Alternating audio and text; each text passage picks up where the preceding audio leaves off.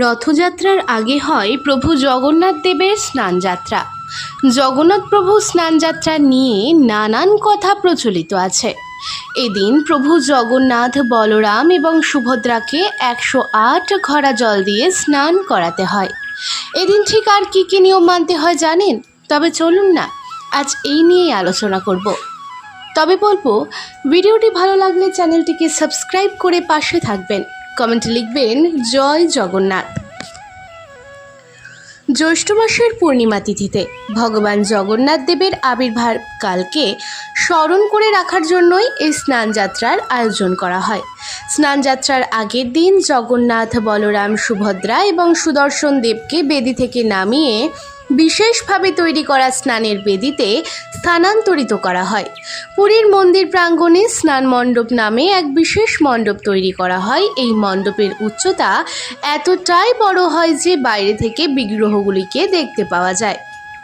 তবে আপনারা যে ভিডিওটি দেখছেন সেটি কিন্তু দীঘার জগন্নাথ দেবের মন্দিরে। জানেন কি,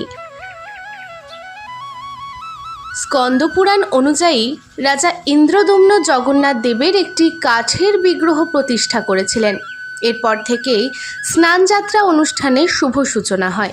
অনুষ্ঠানের দিন সকালবেলা ফুল, বাগান ও কিছু গাছের চিত্র দিয়ে মণ্ডপ সাজানো হয়।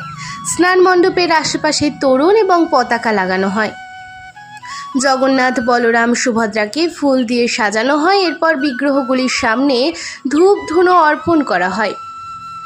এই স্নানযাত্রা উপলক্ষে পুরীর মন্দিরে সোনার তৈরি এক ধরনের কুয়ো থেকে জল নিয়ে আসা হয়।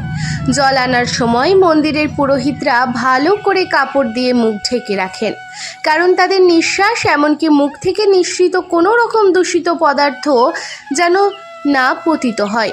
স্নানের পূর্বে জগন্নাথ, বলরাম, সুভদ্রার বিগ্রহকে কাপড় দিয়ে আবৃত করা হয় এবং গায়ে লাল ধরনের এক রকমের গুঁড়োর প্রলেপ দেওয়া হয়। এরপর 108 স্বর্ণপাত্রে রাখা জলের সঙ্গে গঙ্গা জল, কাঁচা দুধ, আতর, চন্দন মিশিয়ে বিগ্রহের অভিষেক করানো হয়। সাথে চলে বৈদিক মন্ত্র উচ্চারণ, কীর্তন, শঙ্খধ্বনি। স্নানের পর 108টি তুলসী পাতা জগন্নাথ দেবের চরণে দেওয়া হয়। এরপর জগন্নাথ দেব ও বলরামকে গজ বেশে এবং সুভদ্রা দেবীকে পদ্ম বেশে সজ্জিত করে তোলা হয়। এরপর 3 মূর্তির মধ্যে সামনে গোলাপ ফুল এবং 5 রকমের ফল উৎসর্গ করা হয়। এই স্নানযাত্রা অনুষ্ঠান সম্পন্ন হওয়ার পর পূর্ণিমা থেকে আষাঢ় মাসের অমাবস্যা পর্যন্ত 15 দিন ভগবানকে সকল দর্শনার্থীদের থেকে দূরে রাখা হয়। এই সময় মন্দিরের ভেতরে ভগবানের পূজার্চনা চলে। 16তম দিন অর্থাৎ রথযাত্রার দিন জগন্নাথ দেবকে সাজিয়ে সকল ভক্তের সামনে দিয়ে গুন্ডিচা মন্দিরে মাসির বাড়ি রথে করে নিয়ে যাওয়া হয়। কথিত আছে, স্নানযাত্রার পরের 15 দিন জগন্নাথ দেবের প্রবল জ্বর হয়। এটি অনসর পর্যায় নামে পরিচিত।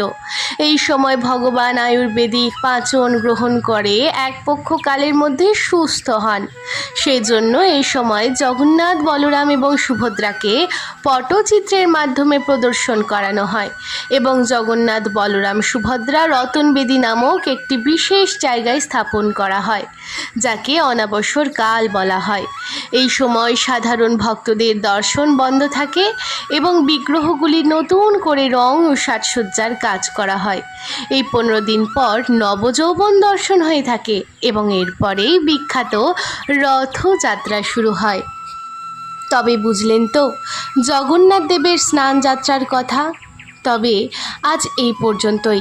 ভালো থাকবেন ভক্তির সাথে।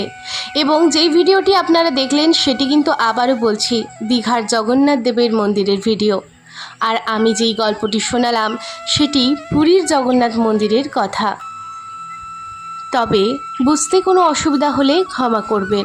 ভালো থাকবেন ভক্তির সাথে, ভক্তের পাশে।